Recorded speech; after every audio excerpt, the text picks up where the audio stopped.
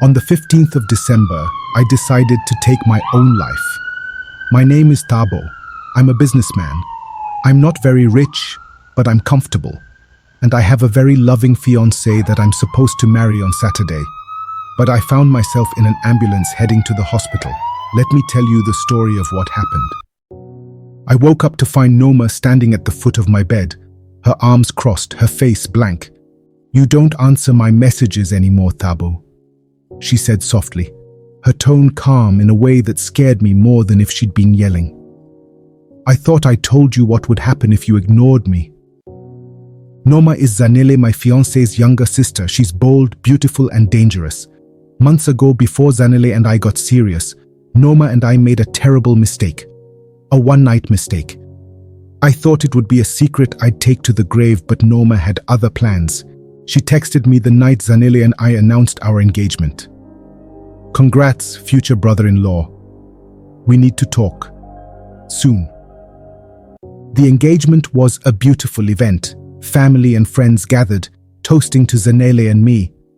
She was radiant in her dress, her laughter lighting up the room. Everything should have been perfect, but every time I glanced across the garden, Noma's eyes were on me, not smiling like everyone else, watching. When it was her turn to speak, she stepped forward with a glass of champagne. "To my amazing sister Zanele," she said, her voice smooth, "you've always been the kindest, smartest person I know. And Thabo." She paused, her eyes locking onto mine, a hint of something unreadable in them. "You're lucky to have her. Don't forget that." The room erupted into applause, but her words sat heavy in my chest. That night, I got her first real message. "You can't ignore me forever, Thabo. Meet me tomorrow, or I'll tell her." A few weeks later, I found myself at a family dinner at Zanele's parents' house. They'd invited me over to discuss wedding plans, but it felt more like an informal initiation into the family. Her parents adored me, treating me like the son they'd never had. Zanele sat next to me, glowing with happiness, while Noma was across the table, quietly eating. Or so it seemed. Halfway through the meal, I felt a foot brush against mine under the table. I glanced up to see Noma sipping her wine, her face a picture of innocence. My heart raced, and I shifted my leg, hoping it was an accident. But a few minutes later, it happened again. This time, there was no mistaking it. She was playing a dangerous game. "Thabo?" Zanele's father's voice jolted me out of my thoughts. Yes," I stammered. "I was asking about your plans for the honeymoon," he said, chuckling. "You seemed a bit distracted." "Oh, sorry," I said, forcing a laugh. "We haven't finalized anything yet, but we're thinking somewhere tropical." Noma smirked, her eyes glinting with amusement as she took another sip of wine. I couldn't concentrate for the rest of the evening, her silent presence like a weight pressing on my chest. After the dinner, I called my best friend Tay. He was the only person I trusted with the truth. We'd been friends since university, and he always had a way of keeping me grounded. "Bro, I'm in deep trouble," I said as soon as he picked up. "What happened now?" Tay asked, his tone half joking but turning serious when he heard the stress in my voice. I told him everything, the mistake with Noma, the blackmail, the flirting at dinner. By the time I finished, he let out a low whistle. "This is bad, Thabo, real bad, but you need to get ahead of this. You can't let her control you like this." "I don't know what to do," I admitted. "If I tell Zanele, it'll destroy her. And if I don't, Noma will." "First things first," Tay said. "You need to figure out if she's serious or just messing with you. Talk to her. Get proof if you can. But be careful. People like her don't play fair." I nodded, even though he couldn't see me. "You're right. I'll handle it." "You better. And Thabo?" "Yeah?" "Stay away from her. No more private meetings. You've already made one mistake. Don't make another." The next time Noma texted, I told her to meet me at a cafe.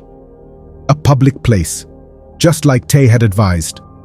She arrived late, wearing a casual dress that somehow still made her look like she was trying too hard. "Public, huh?"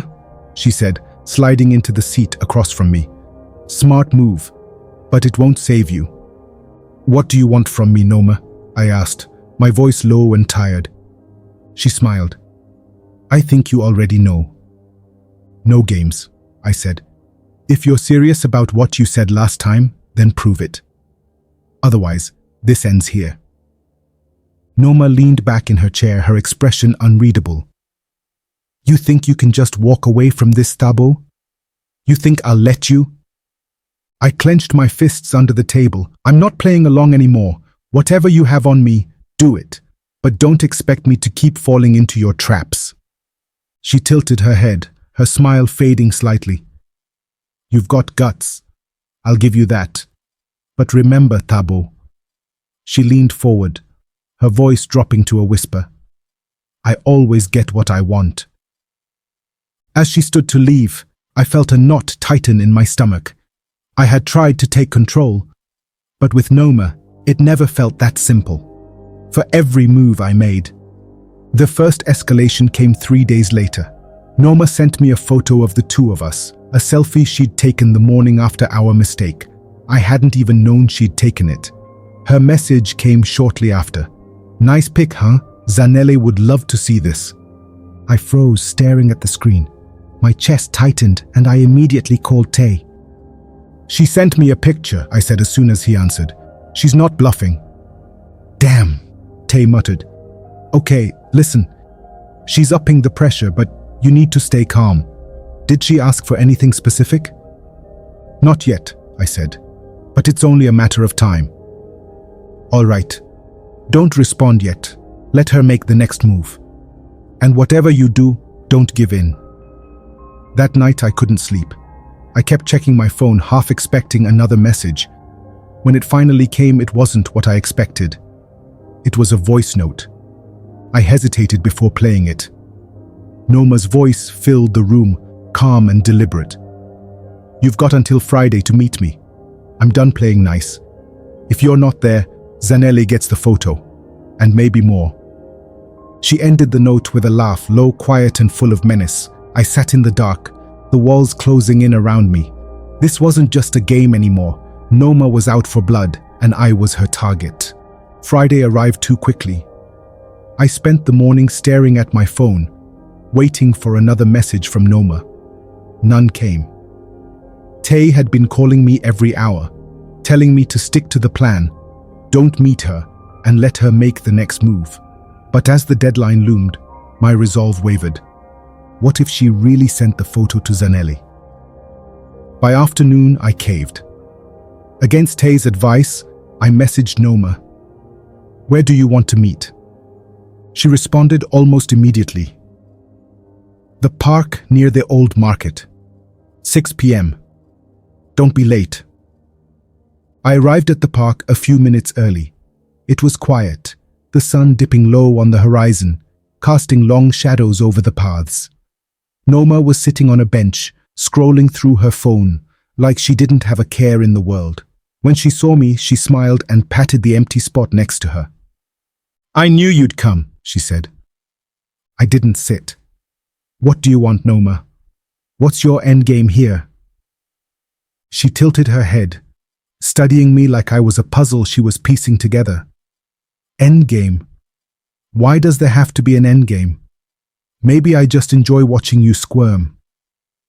Noma, this has to stop, I said, my voice firm. You've made your point. I get it. But I'm not playing along anymore. She raised an eyebrow, unimpressed. You're brave when it suits you, Thabo. But let's not forget who holds the power here. She pulled out her phone and tapped the screen. One click, and Zanele sees everything. My stomach churned. What do you want from me? I asked, my voice barely above a whisper. She leaned back, crossing her legs. For now, I want you to stop pretending you're innocent. I want you to admit that you liked what we had, that you miss it. I don't, I said, glaring at her. It was a mistake, one I regret every day. Her smile faltered, just for a moment. You can tell yourself that all you want, but I know the truth. She stood, brushing invisible dust off her dress. I'll give you another week to think about things. After that, if you don't show me you're serious about making this work, the photo goes to Zanele. And maybe your parents. Or your boss. Who knows? Before I could respond, she walked away, leaving me standing there, my fists clenched and my mind racing. That night I called Tay again. I met her, I said, pacing my living room. She's giving me a week. You're digging yourself deeper, man, Tay said, frustration clear in his voice. You can't keep letting her control you. I know, but what choice do I have? I said. If Zanele finds out, it's over. Maybe it's time to come clean, Tay said. Tell Zanele before Noma does. At least that way, you control the narrative. I hesitated. The thought of confessing made my chest tighten. But Tay was right. This couldn't go on forever. I'll think about it, I said, though the words felt hollow. Do more than think, Thabo, Tay said. You're running out of time. The week passed in a blur of anxiety. I avoided Zanele as much as possible, pretending to be busy with work. Each time my phone buzzed, my heart stopped, expecting another message from Noma. On Friday morning, I got one. It wasn't from Noma. It was from Zanele. Can we talk tonight? Something feels off. Panic set in. Had Noma already sent the photo? I replied quickly. Of course, I'll come over after work. That evening, I sat in Zanele's living room, trying to act normal, while my heart pounded in my chest. She sat across from me, her face serious. Thabo, she began. I feel like you've been distant lately. Is everything okay? I opened my mouth to respond, but before I could, my phone buzzed. I glanced at the screen. It was a message from Noma. Tick-tock, Thabo. Time's up. I stared at Noma's message on my phone, the words burning into my mind. Tick-tock, Thabo. Time's up. My hands trembled as I locked the screen and shoved the phone into my pocket. Across from me, Zanele was still watching me, her brow furrowed with concern. You didn't answer me, she said softly. Are you okay? I forced a smile, the lie forming before I could stop it. Yeah, just work stress. I didn't mean to worry you. She reached for my hand. You know you can tell me anything, right? Her words cut deeper than anything Noma had said. I nodded, guilt swirling in my chest, but the truth stayed buried. I couldn't destroy her like that. Not yet. Not while I still had a chance to fix this. Later that night, I called Tay. You didn't tell her, did you? He asked, already knowing the answer. I couldn't, I said, pacing the length of my apartment. She looked so happy, Tay. How do I break her like that? By ripping the band-aid off, man, Tay said. It'll hurt, sure, but at least you won't be living like this. Noma's just going to keep pushing until you snap. I can't risk it, I said, my voice low. You didn't see her message today. She's serious. If I don't do what she wants, she'll ruin everything. Tay sighed heavily. So what, you're just going to let her pull your strings forever? That's not living, Thabo. That's surviving. I don't have a choice, I said, my words bitter. If I lose Zanele, I lose everything. I'll deal with Noma's demands, and maybe I can figure out a way to make it stop later. That's a dangerous game, bro, Tay warned. You're betting on a win with no cards in your hand. Don't expect it to end well. The first time I met Noma again, it felt like I was walking to my own execution. She'd chosen a secluded lounge on the outskirts of the city, where no one would recognize us. When I arrived, she was already there, lounging in a corner booth, a glass of wine in hand. Right on time, she said with a smirk as I slid into the seat across from her. I was starting to think you'd chicken out. What do you want, Noma? I asked, keeping my voice low. She leaned forward, resting her chin on her hand. What I've always wanted, Thabo. You. Us. Like it used to be. There is no us, I said, my tone sharp. This is just you holding something over my head. She smiled, unbothered. Call it what you want, but you're here, aren't you? I clenched my jaw, feeling the walls close in around me.